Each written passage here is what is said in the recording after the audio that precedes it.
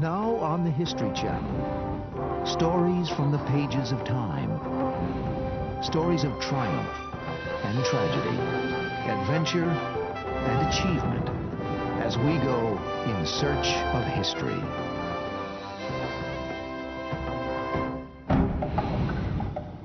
It's a slim volume mysteriously titled The Protocols of the Learned Elders of Zion, and it is arguably one of the most influential works of the 20th century. Henry Ford believed it was a wake-up call for America. Winston Churchill was once convinced it was true. The Nazis used it as a warrant for genocide.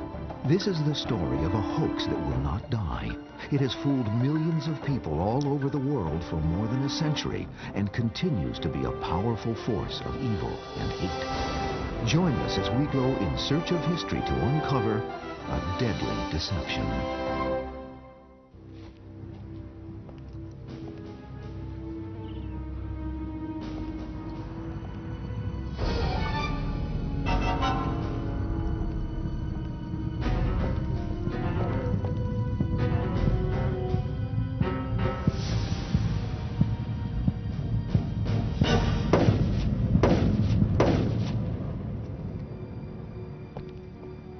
January 1922. Walter Rathenau, Germany's Minister of Foreign Affairs, a Jew, is assassinated in Berlin by Hermann Fischer and an accomplice. At trial, they declare that Rathenau had to be killed because he was one of the Elders of Zion. But who are the Elders of Zion? According to this book, the Elders of Zion are an elite group of Jewish leaders whose sole purpose is to take over the world by controlling the hearts, minds, and money of the Gentile world. And the book purports to quote directly from this invented group of Jewish leaders.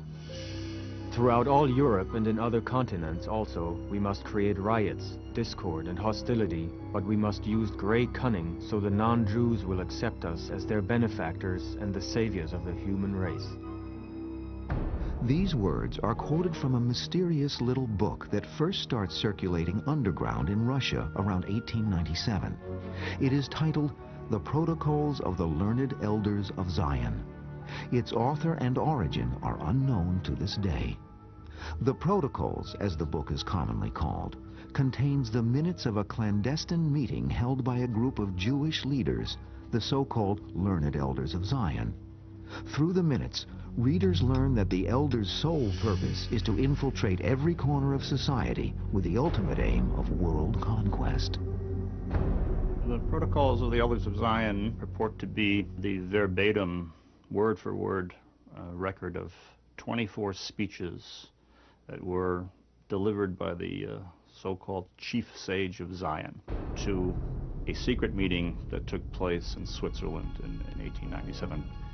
They describe a very terrifying conspiracy to take over the world, to destroy particularly Christian nations, and to build upon the ruins a Jewish empire ruled by a Jewish despot. From the moment of its publication, the protocols spread like an incurable virus across the European continent.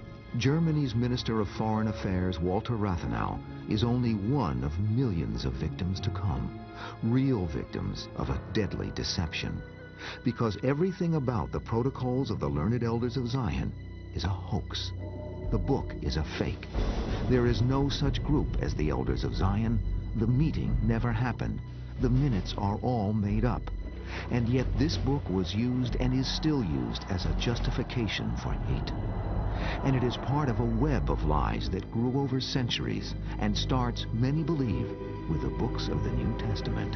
One is the Gospel of John, where he puts in the mouth of Jesus the following sentence. Jesus speaking to the Jews says, "Those who claim they are Jews, I tell them you are not. Your father is the devil, and you fulfill his wishes on earth." Very simple here. Your father is the devil, and you fulfill his wishes on earth. Not thinking that if he says the father of the Jews is the devil, the father of Christ also would be the devil. Then, in medieval times, the demonization of the Jews has reached a fever pitch. But it wasn't until 1797 that what was essentially a religious prejudice turned into a political one. It happened through the writings of a French cleric, Abbé Barruel, during a period of paranoia and social chaos following the French Revolution. Barruel blames the Jews for all of France's ills. It is the desire of that terrible and formidable sect to overthrow all thrones, all altars, annihilate all property, efface all law, and end by dissolving all society. Barruel's theme of a secret Jewish plot to conquer the world quickly becomes a staple in late 18th century European literature. Conspiracy theories are popular, and the Jews are an easy target. If there hadn't been a vast anti-Semitic literature that preceded the Protocols, they would have meant nothing. But because the European population had been prepared for this by decades of talk about a Jewish conspiracy to take over the world, then the Protocols fit into that, made sense, and were scary. By the mid-19th century, the idea of a worldwide Jewish conspiracy is well established. In 1868, Hermann Goethe writes Biarritz, an anti-Semitic novel under the more respectable pen name of Sir John Redcliffe.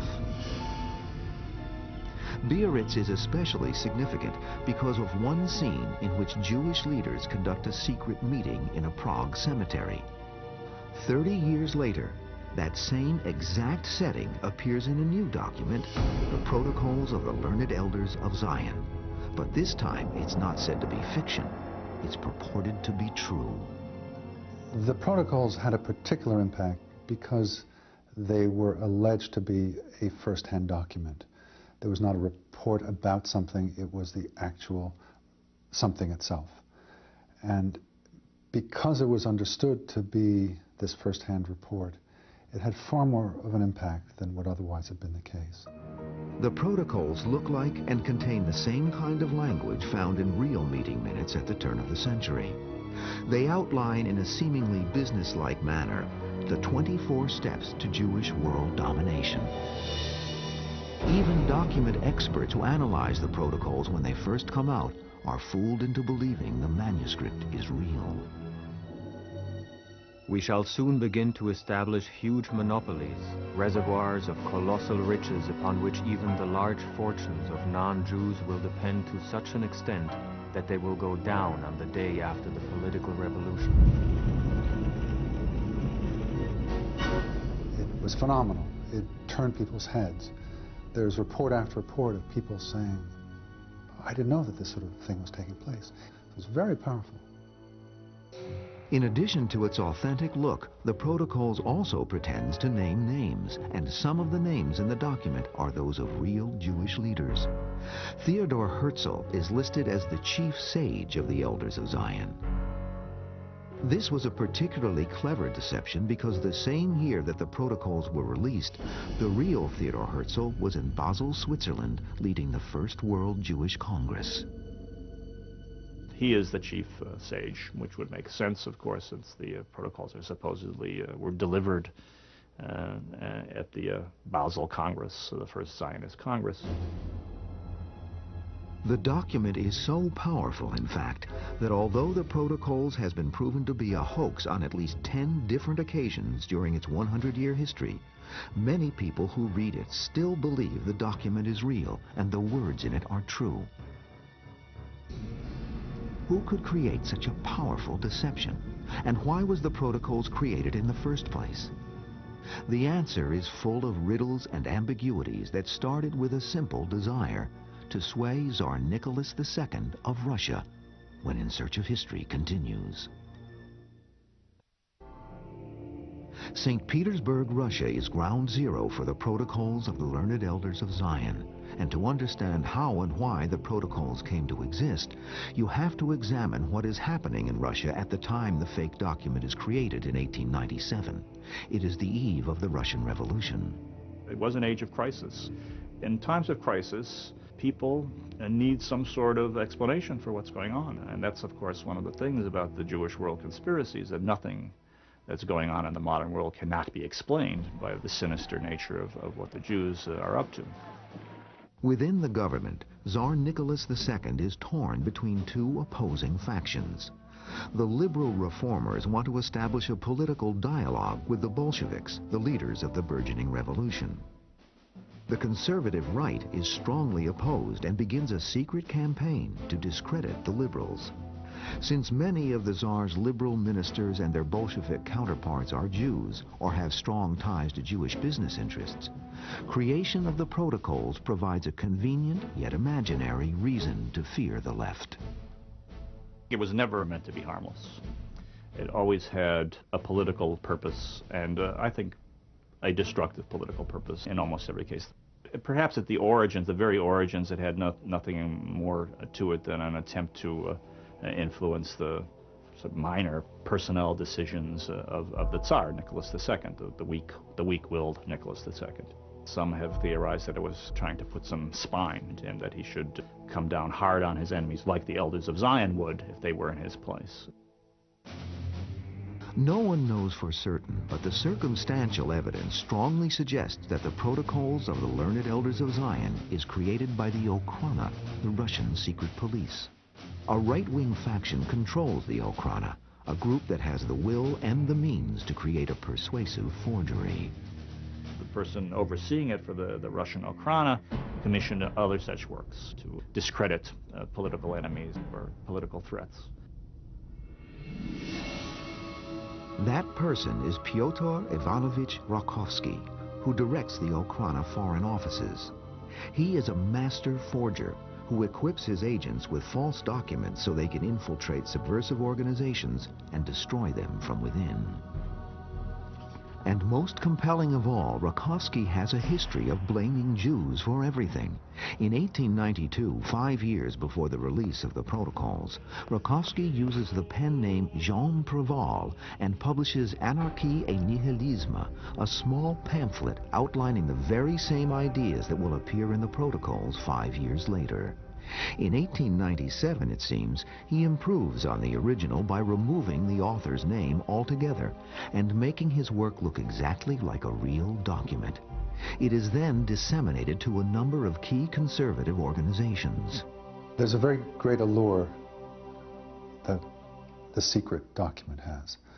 If you're in Washington and you want to get the news out, you do a lot better by leaking a secret document than by making your views just directly available. Everybody's interested in a secret. And when it is such a tremendous secret, a secret about plans to take over the world, well, it's irresistible. The Protocols spread slowly but surely in conservative circles. Then, in 1903, there is an explosion. The version of the Protocols purportedly authored by Rakovsky is released publicly, published in a St. Petersburg newspaper. The editor is Pavlachi Khrushchevan, an ardent fascist and anti-Semite, whose editorials have just sparked a riot in the Russian city of Kishinev. 45 Jews are killed, and more than 1,300 Jewish homes and shops are destroyed. As soon as Khrushchevan receives the fraudulent Protocols of the Learned Elders of Zion, he publishes it as fact. The evil genie is now out of the bottle.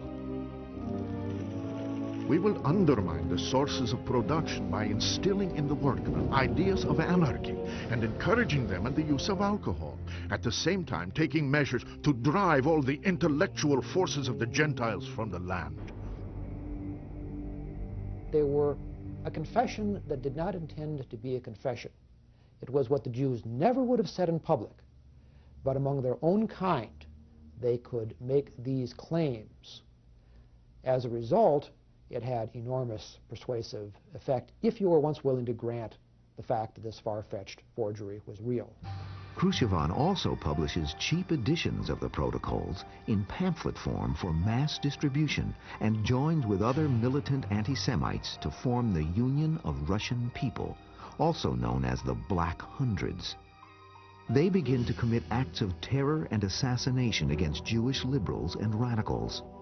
By scapegoating the Jews, Khrushchevan achieves power and fame, and this does not go unnoticed by others seeking the same. And one of these men has the ear of the Tsar. Sergei Nilis is a third-string advisor in the court of Nicholas and Alexandra.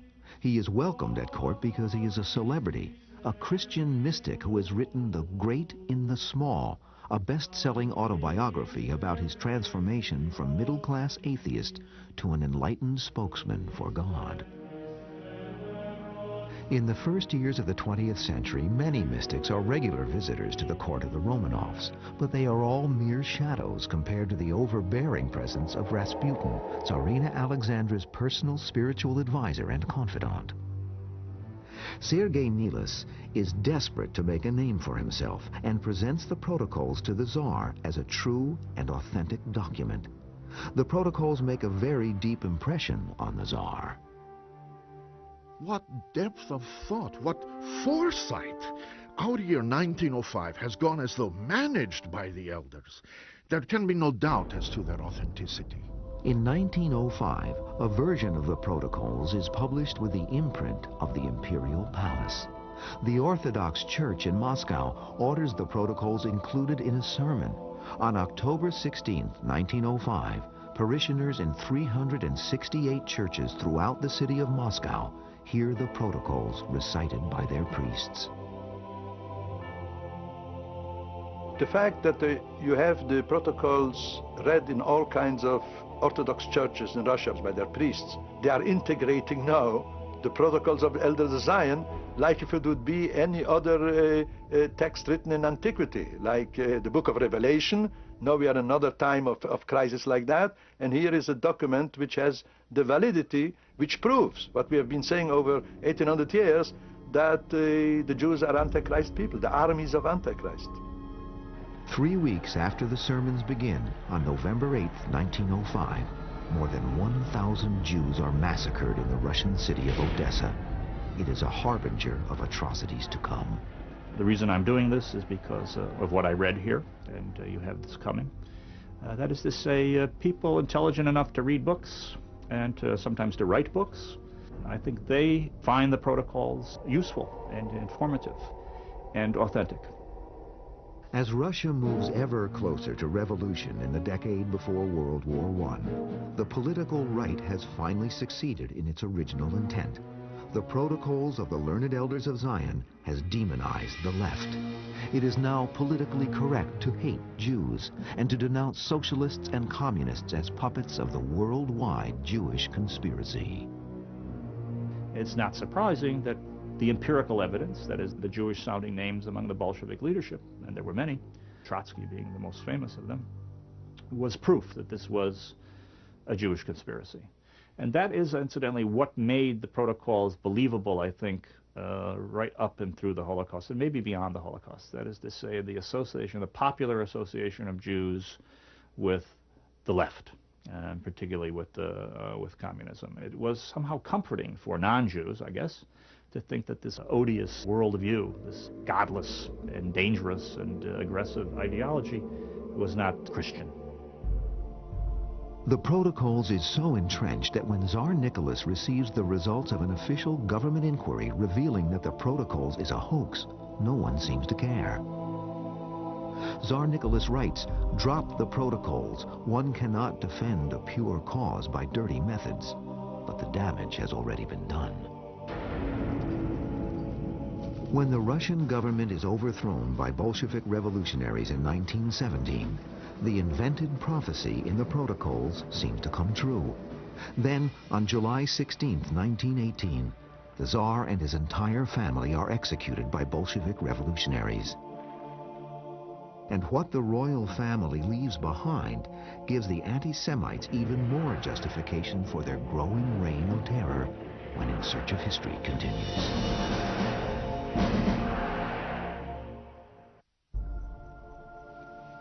Immediately following the assassination of the Russian royal family in the summer of 1918, an officer arrives at the murder scene to conduct an investigation.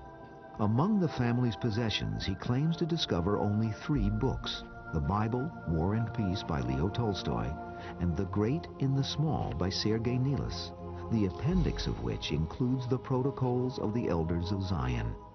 And this connection between the protocols and the execution of the Romanovs spreads like wildfire among the Tsar's surviving right-wing loyalists. When the Protocols of the Elders of Zion come up at the passage from Tsarist to Bolshevik Russia, and all kinds of Tsarist and right-wingers are fleeing the country, and where do they go? They try to go in Europe, Germany, France, to these places. And it would not be astonishing that some carry in their luggage not only some souvenirs of their household, but also carry with them a Russian version of the Protocols of the Elders of Zion, which for them is like now a new gospel. Among the legions of royalists fleeing into Europe is Fyodor Winberg. And if the Protocols is a disease, Winberg is Typhoid Mary. In 1920, Winberg settles in Berlin and turns the Protocols over to Gottfried zur Beek, who publishes the first editions of the Protocols of the Learned Elders of Zion in German.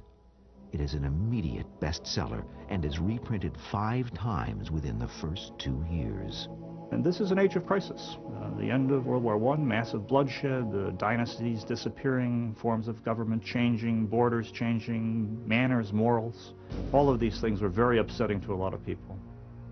After the Bolshevik Revolution of 1917, the anti-Bolsheviks tended to look at the Bolsheviks as Jews, and that gave great credibility to the Protocols when they were noted a few years later. This terrible revolution has been fomented by Jews as a step towards implementing their control of the world. And Germans, still reeling from the effects of World War I, are easily swayed by the fallacious argument that if the Jews could do it to Russia, they would do it to Germany next. The Germans were also a particularly easy target because they already had a long tradition of anti-Semitic literature, conditioning readers to regard Jews as a threat to civilization. Perhaps the most virulent example is the 1878 edition of Deutsche Schriften, or German Writings, by Paul Bottcher. Bottcher blames the Jews for all the modern ills afflicting Germany. The only solution, he tellingly suggests, must be the extermination of the Jews. And so it is easy for the spreading virus of the Protocols of the Elders of Zion to infect a weakened host. And once the disease of Jewish hatred consumes Germany, it grows stronger and spreads throughout Europe. On May 8, 1920, large excerpts from the Protocols are published in a Times of London editorial. The editorial asks rhetorically, what are these protocols? Are they authentic?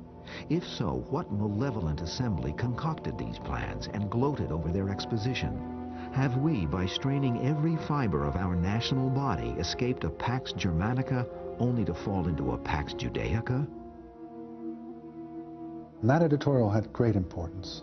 It legitimated the protocols. It meant these were not just the ravings of some protest movements in Germany, but that the august Times of London said, there's truth to this. Shortly after their publication in London, Winston Churchill, Britain's young war minister, tells the Illustrated Sunday Herald, "From the days of Spartacus to those of Karl Marx, this worldwide conspiracy for the overthrow of civilization and for the reconstitution of society has been steadily growing."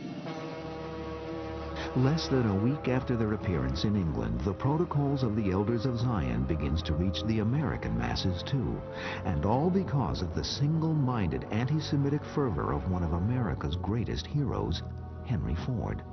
Between May and October of 1920, Ford writes a weekly article about the Protocols in his newspaper, the Dearborn Independent. But he doesn't stop there. Henry Ford distributes those articles to his automobile showrooms across the country for the benefit of prospective car buyers. In November of the same year, Henry Ford publishes the Protocols and his own anti-Semitic diatribe in a 4-volume bound set entitled The International Jew, the World's Foremost Problem. 500,000 copies are distributed in the United States, and Ford underwrites the publication of European editions in 16 languages. Asked by the New York World in 1921 why he was publishing the Protocols, Henry Ford said, "The only statement I care to make about the protocols is that they fit in with what is going on. They have fitted the world situation up to this time. They fit it now. He found an answer to many of the questions he had. Given his means and given his prestige, he was in a position to endorse it and make it available to a lot of people who otherwise wouldn't have seen it. This gave it a legitimacy in American life in the 1920s. It's not what Ford had to say, basically, but who he was that is really irrelevant here. This is a hugely successful, much admired man. And one did not have to read the Protocols of the Elders of Zion to say, well, if Henry Ford is backing it this way and losing money in the process, lost several $1 million publishing this his 4-volume book, there must be something to it. Henry Ford's campaign on behalf of the Protocols is a flop in the United States. Americans by and large just do not buy the theory that there is a Jewish world conspiracy. But Ford's vitriol in the International Jew is reaching millions of people in Europe, and rising young politicians are beginning to respond to the lies put forth in the Protocols. In particular, a young man with lofty political ambitions is fascinated with Ford's insistence that the Jewish conspiracy is real. His name is Adolf Hitler. Hitler is said to have had a picture of the heroic Heinrich Ford in his bedroom, the millionaire, the self-made man. By 1921, the Protocols have been around for nearly a quarter of a century. What started as a hoax perpetrated by one political faction for a very limited purpose is now accepted as fact on 2 continents. Enter Philip Graves, an enterprising young reporter for the Times of London. Graves is not the first to challenge the authenticity of the Protocols of the Elders of Zion, but he is the first to prove that it is a fake by finding the original source from which it was plagiarized. Graves finds a satirical French play that contains the exact language word for word found in the Protocols. But the play was written 3 decades before the Protocols and has nothing to do with Jews. The exposure of the Protocols as a hoax had great importance. It didn't eliminate the Protocols by any means as a factor, but it moved them out of respectable political society. If you believed in the Protocols, it meant you were at the extremes of the political spectrum. You were a protest movement that would not accept the norms of civilized politics. In England, Churchill recants immediately. In America, Ford does not. It takes 6 more years for the American Jewish Committee to receive Henry Ford's written apology for his inflammatory articles. But to the day he died, Ford maintained that while the Protocols were a fake, what they expose is true. In Germany, this idea is already making history. When the German people were trying to account for the loss in World War I, and they looked to the Protocols for an explanation. And through the 1920s, the tendency to blame Jews for whatever problem existed grew and grew and grew. And true believers are beginning to turn words into action, and action into bloodshed. The seeds of genocide take root when In Search of History continues.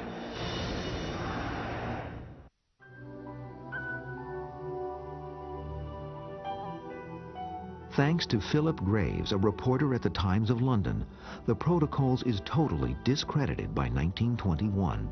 But shortly after, Walter Rathenau, Germany's Minister for Foreign Affairs, is gunned down outside his home in Berlin. The motive for the killing is directly linked to the Protocol's true believers. The presiding judge at the trial of one of Rathenau's assassins tells the convicted murderer, "Behind the murders is the chief culprit.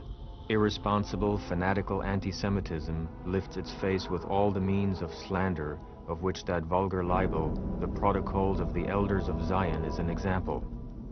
May the sacrificial death of Rathenau serve to purify the infected air of Germany and lead Germany towards its cure." Germans of conscience hail the judge's ruling as the death knell of the Protocols, but it is not to be.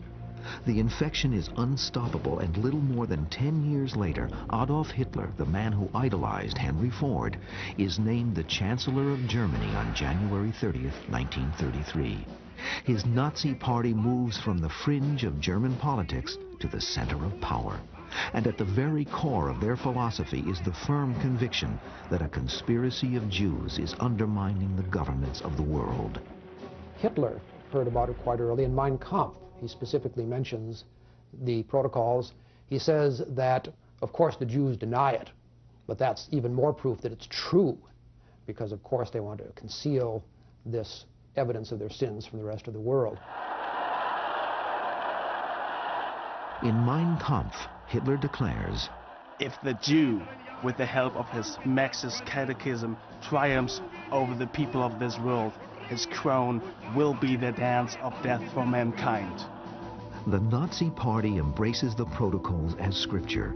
Like Roosevelt's chicken in every pot, Hitler puts a copy of the protocols in virtually every house in Germany. Only the Bible rivals it in popularity. Now, why did it succeed in Germany? Very simply, because the Germans are readers. They are literate people. And therefore, when it was translated into German and financed by Ford, in Germany, they sold 10 million copies in a few years. It became obligatory reading in the Hitlerjugend movement. They were educated on it. 2 months after Hitler takes control, the anti-Jewish rhetoric of the Nazi Party becomes the law of Germany. On April 1st, 1933, the Third Reich calls for a national boycott of Jewish-owned businesses. In September of 1935, the Nuremberg laws are enacted. These strip Jews of their citizenship and give authorities the power to arrest them and ship them out of their communities.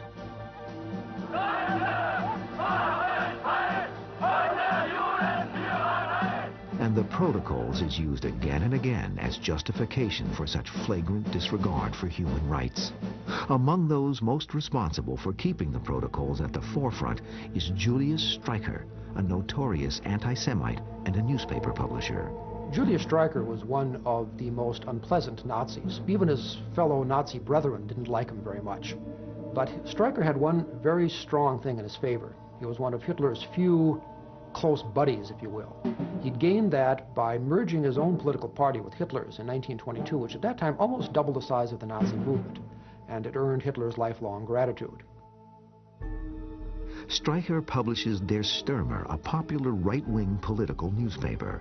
Week in and week out, Der Stürmer's 500,000 readers are treated to hyperbolic articles about the world Jewish conspiracy. In October of 1938, 5 years into the Nazis' master plan, the rhetoric in Der Stürmer turns into a call to action. The Jews, Streicher writes, are bacteria, vermin, and pests that cannot be tolerated.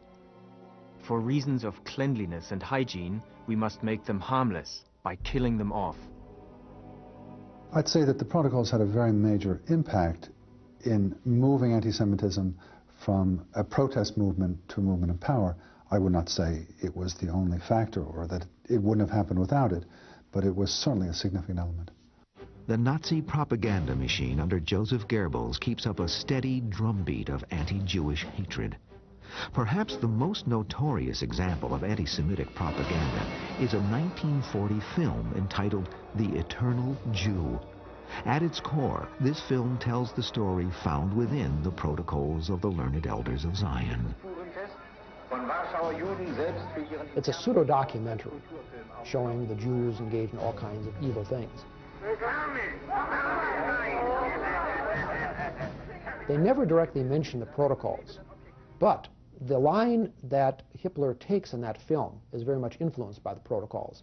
For example, it shows the Jews engaged in a sinister campaign to take over the world. They're compared to rats who spread around the world from their origins in Asia. It also does a great deal with the Jews and their financial power. The Protocols suggest financially the Jews are going to control the world. The film, The Eternal Jew, spends a great deal of time doing exactly that. As Hitler's blitzkrieg advances across Europe, country after country falls to the Third Reich. By 1941, the vast majority of European Jews are under Nazi control. One of the darkest chapters in human history begins. One historian said that Germans knew enough to know they didn't want to know any more. But of course that means you know something, and you've got to have a reason for not wanting to know any more. The protocols were one of those reasons. It was a warrant for closing one's eyes to what was going on. In October of 1943, Heinrich Himmler, the chief of Hitler's SS and an architect of the final solution, offers a sobering rationale for the Holocaust. We have the moral duty towards our people to exterminate the people who wanted to exterminate us. By the end of the war, more than 6 million Jews are dead. The horrific legacy of a fake document that infected the morality of the world. Were the protocols the warrant for genocide? I think the term warrant for genocide is an accurate one. It was the building block upon which the Nazis extended so much of their ideology. Now, mind you, the Nazis themselves didn't use the protocols originally. They had there was so much else in the literature. But when it came along and they became aware of it, they absorbed it and made good use of it.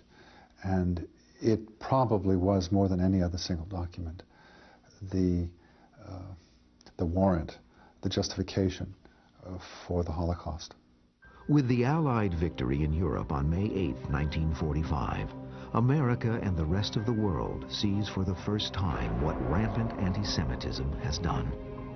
When In Search of History continues, will the death of Hitler and the death of 1/3 of all the Jews in the world finally mean the death of the Jewish conspiracy hoax?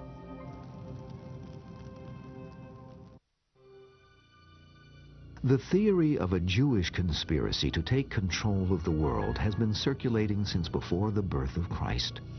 The notion that the Jewish world is like a snake slowly encircling and choking the life and freedom from its prey has been a significant part of the history of hate-mongering.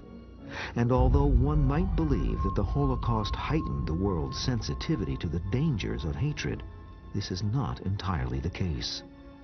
Like an incurable disease, the protocols have not gone away. Since the end of World War II, the protocols of the Learned Elders of Zion have reappeared in the United States and elsewhere around the world.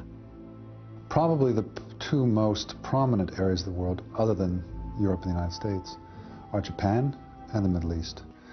The Middle East, of course, there is an experience with Jews, and particularly with the State of Israel. And the protocols are seen as a way of understanding Israel. The brother of Gamal Abdel Nasser, one of the leading figures of the Arab world, wrote the introduction and sponsored one of the editions of the protocol. So it's very high level, very prominent. It's available free. I myself picked up a copy in the French language in the Saudi Arabian embassy. They're just giving it away. New editions are published in Portuguese, Arabic, and Swedish. It is featured on many websites, and with the advent of the internet, the Protocols of the Elders of Zion is now more accessible than ever before. And despite the fact that the Protocols is a hoax, very few modern sources mention this fact. The perpetuation of the Jewish conspiracy myth is continued, and the Protocols continue to be cited as a genuine document, almost always to support an anti-Semitic agenda. In 1990, a controversy erupts in Los Angeles about the motives for the sale of the Protocols and other anti-Jewish writings at a city-sponsored book fair. LA City Councilman Zef Yaroslavsky protests the presence of these books at the fair. You've got purveyors of hate out there who will use this as a vehicle to perpetrate their own hateful philosophies. So as long as they're around, we have to counteract it through education, through teaching our kids, and just make it as common knowledge that it's a hoax as they are trying to make it common knowledge that the Jews are an international conspiracy trying to rip everybody off. Writing about the controversy in 1990, Nomo, the black student newspaper published on the UCLA campus, defends the sale of the Protocols by invoking the First Amendment. But it never refers to the Protocols as a hoax. The article states, Many have tried to condemn the book and have it banned on the basis of anti-Semitism before, but to no avail. The fact remains that the Protocols have never been refuted. But the Protocols has been refuted again and again, and the UCLA reporter didn't need to look any farther than her own law library to find proof. This is a 1964 congressional report condemning the Protocols as a fabricated historic document. You can perpetrate all kinds of hoaxes and false nonsense about people if you don't know those people. As a student at UCLA, as an undergraduate, I met a young woman from Long Island who was a colleague of mine in school who said I was the first Jew she met, and she was surprised that I did not have horns. She actually said she looked at my head to see where my horns were. This is 1968. In fact, it has taken Russia, the birthplace of the Protocols, almost a century to condemn the document for what it is.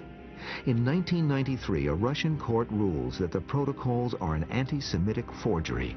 But even this historic proclamation is not enough to stop the hate. You're wondering about whether the Protocols could be stopped. The historical record says no. They keep on popping up everywhere. The oddest places: Japan, Kyrgyzstan, New Zealand, places that you don't think have a big so-called Jewish problem. A good example is the Norwegian resource page on the World Wide Web. As recently as 1998, this site is publishing the imaginary minutes of a second meeting of the Learned Elders of Zion, purportedly held on the centennial anniversary in 1997. These forged minutes are even more inflammatory than the original, ending with this quote, supposedly from one of the new elders. Finally, we will see the end of this white race. Impressionable white children will have their minds molded into agents of their own destruction. And again, nowhere is it stated that this is a work of fiction.